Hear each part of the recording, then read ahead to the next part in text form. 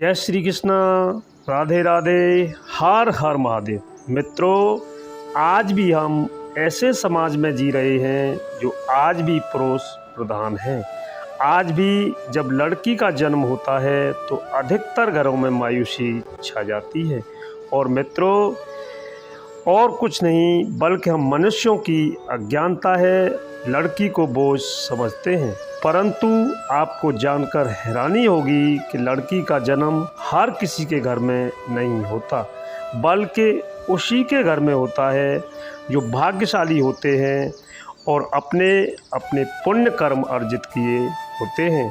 और आज हम आपको यही बताने जा रहे हैं कि भगवान कैसे घरों को लड़की का जन्म देने के लिए चुनते हैं और वह कौन से पुण्य कर्म हैं जिसकी वजह से कोई भी इंसान लड़की का बाप बनता है।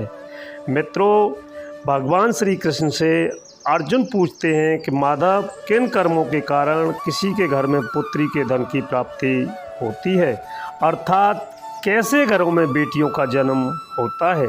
तब श्री कृष्ण अर्जुन से कहते हैं कि पार्थ, अगर किसी के घर में बेटे ही बहुत अच्छे होते हैं तो बेटियां सौभाग्य से, और जो भी स्त्री या पुरुष अपने पूर्व जन्म में पुण्य कार्य अर्जित किए होते हैं उन्हें एक बेटी के माता पिता होने का सौभाग्य प्राप्त होता है।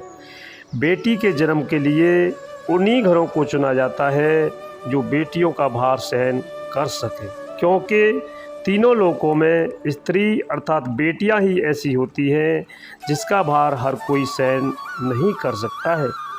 वह बेटियां ही होती हैं जो सृष्टि को निरंतर चलाती हैं और माँ होने के लिए अपना सब कुछ निछावर कर देती हैं। जिस दिन इस सृष्टि में बेटियों का जन्म लेना रुक जाएगा, उस दिन धीरे धीरे इस सृष्टि का अंत हो जाएगा। भगवान श्री कृष्ण की इन बातों पर गौर किया जाए तो उनका कहा बिल्कुल सही है, क्योंकि बेटियां अगर नहीं होंगी तो किसी का भी वंश आगे नहीं बढ़ सकता है। मित्रों, आपने भी कई लोगों को कहते सुना होगा कि जिस घर में बेटी का जन्म होता है वह घर स्वर्ग के समान होता है, क्योंकि बेटा तो केवल एक घर को रोशन करता है और बेटियां तो दो कुलों को रोशन करती हैं। माता पिता के घर वह बेटी के रूप में अपने उत्तरदायित्व का निर्वहन करती हैं, तो ससुराल आकर एक बहू के रूप में सारे कर्तव्यों का पालन करती हैं।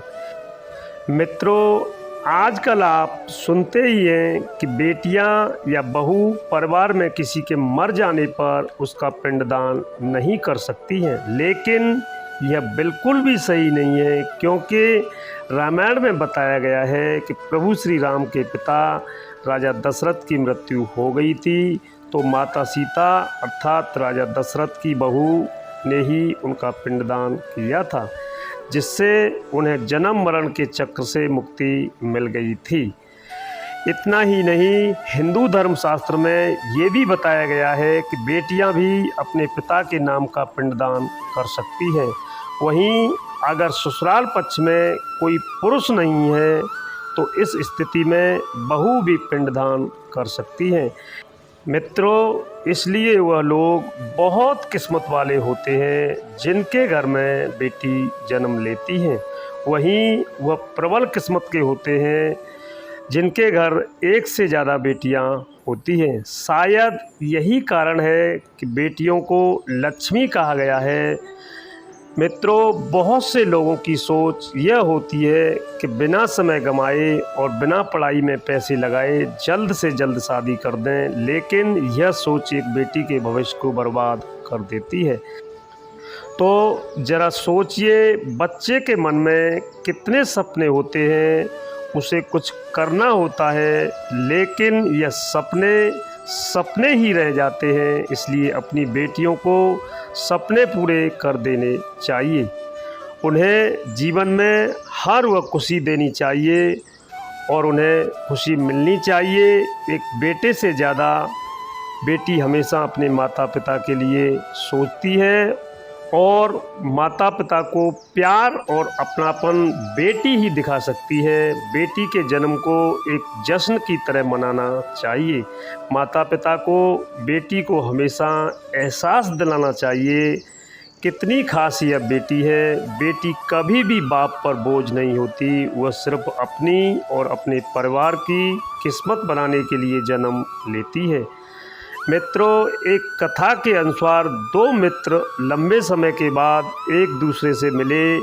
एक दोस्त ने दूसरे से उसका हाल पूछा तो जवाब में उसने कहा कि मेरे हाल तो एकदम बढ़िया है और हों भी क्यों ना, मेरे दो बेटे जो हैं। तभी वह अपने दोस्त से पूछता है कि तेरे घर में कितने बच्चे हैं।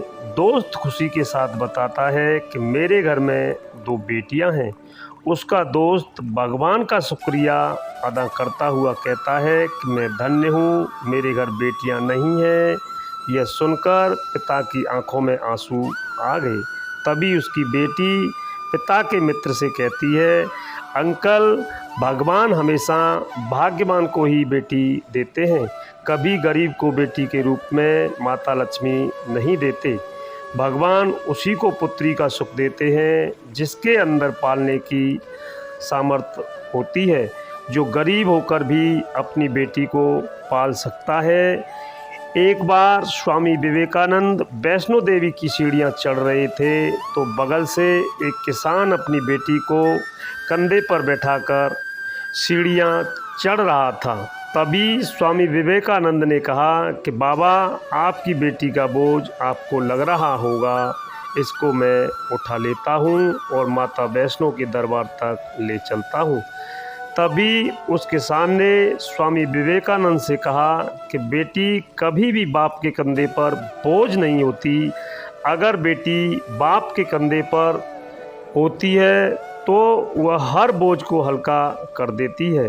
मित्रों, बेटियां कभी भी धन की भूखी नहीं होती, जो सिर्फ मान और सम्मान की भूखी होती हैं। अब सोचने वाली बात है कि कौन से कर्म के बाद आप किसी के घर लड़की के रूप में जन्म लेते हैं और उनके घर के लिए लक्ष्मी का रूप साबित होते हैं। मित्रों, गरुड़ पुराण में यह भी बताया गया है कि जब आत्मा को नया जन्म मिलता है तब आत्मा को शरीर के अनुसार व्यवहार में चलकर अपने कर्म करने होते हैं और शरीर के जरिए कर्म करके ही एक आत्मा अपने जन्म के उद्देश्य को सार्थक नहीं बना सकती है। यदि कोई पुरुष महिलाओं का आचरण करता है या स्वभाव में महिलाओं का आचरण ले आता है या वही काम वह करना चाहता है तो जो एक महिला को करना चाहिए, तो ऐसे ही पुरुष की आत्मा स्त्री का शरीर धारण करती है।